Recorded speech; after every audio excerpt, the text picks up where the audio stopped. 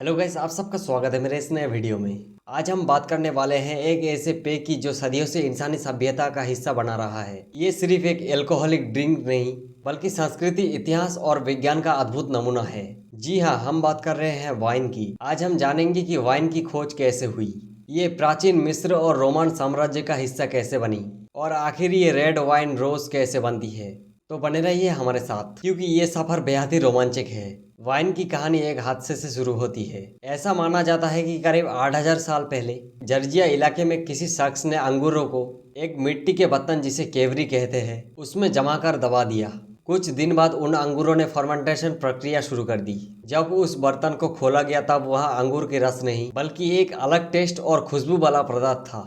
ये थी दुनिया की पहली वाइन। यानी वाइन की खोज बिल्कुल एक एक्सीडेंटली हुई थी। धीरे धीरे ये खोज पूरी दुनिया में फैल गई।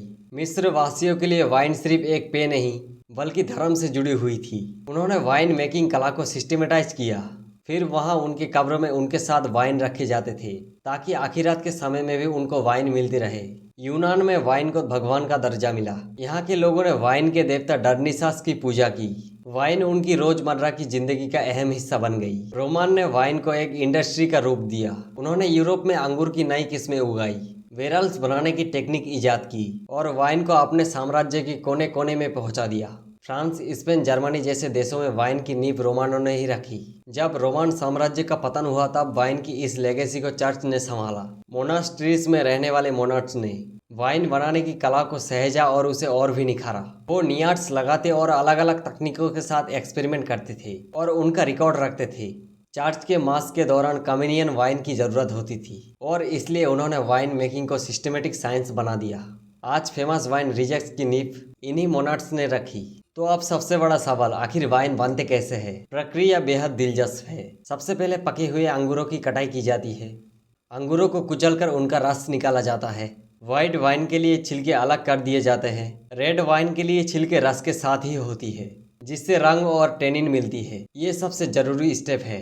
इस रस में खमीर मिलाया जाता है। इस रस में मौजूद शुगर को अल्कोहल और कार्बन डाइऑक्साइड में बदल देता है। यही वो जादू है जो अंगूर के रस को वाइन में बदल देता है। फर्मेंटेशन के बाद वाइन को एक स्टील के टैंक में कुछ महीनों से लेकर कुछ सालों तक रखा जाता है। उससे उसकी स्वाद, सुगंध और बनावट कॉम्प्लेक्स और सुगंध होती है। आखिरकार वाइन को बोतलों में भरकर बंद किया जाता है। वाइन आमतौर पर 3 प्रकार के होते हैं और ये अंतर सिर्फ अंगूरों के वैरायटीज और बनाने की प्रक्रिया पर निर्भर करता है। रेड वाइन ये गहरे रंग की अंगूरों से बनती है। अंगूरों की छिलके फल के साथ फर्मेंटेशन में शामिल होती है, जिससे इसे अपना लाल रंग और टेनिन मिलता है, जैसे केविनेट, सोविनियट, मालोट। व्हाइट वाइन ये हरे या पीले रंग के अंगूरों से बनती है, कई बार लाल अंगूरों से भी। बस उनके छिलके फेंक दिए जाते हैं, इसलिए इनका कलर साफ होता है, जैसे सोविनियन ब्लैक। रोज वाइन इनका गुलाबी रंग बेहद ही खास होता है। ये लाल अंगूरों से बना होता है, लेकिन छिलके को रस के साथ बहुत कम समय में, कुछ घंटों से लेकर कुछ दिन छोड़ा जाता है। इससे हल्का गुलाबी रंग मिल जाता है। आज वाइन दुनिया भर में एक गिफ्ट डेट कल्चर का प्रतीक बन चुका है। फ्रांस, इताली, स्पेन जैसे पारंपरिक देशों के साथ साथ अमेरिका, ऑस्ट्रेलिया और यहाँ तक कि भारत में भी वैश्विक वाइन मानचित्र पर अपनी एक अलग पहचान बना रहा है। नासिक की घाटियों को भारत की वाइन कैपिटल कहा जाता है। दोस्तों, ये थी आज की हमारी वाइन के बारे में वीडियो। उम्मीद करते हैं वीडियो आप लोगों को काफी पसंद आएगा। पसंद आए तो वीडियो को लाइक कर दो, चैनल को सब्सक्राइब कर दो। मैं मिलता हूँ नेक्स्ट वीडियो में, तब तक के लिए जय हिंद।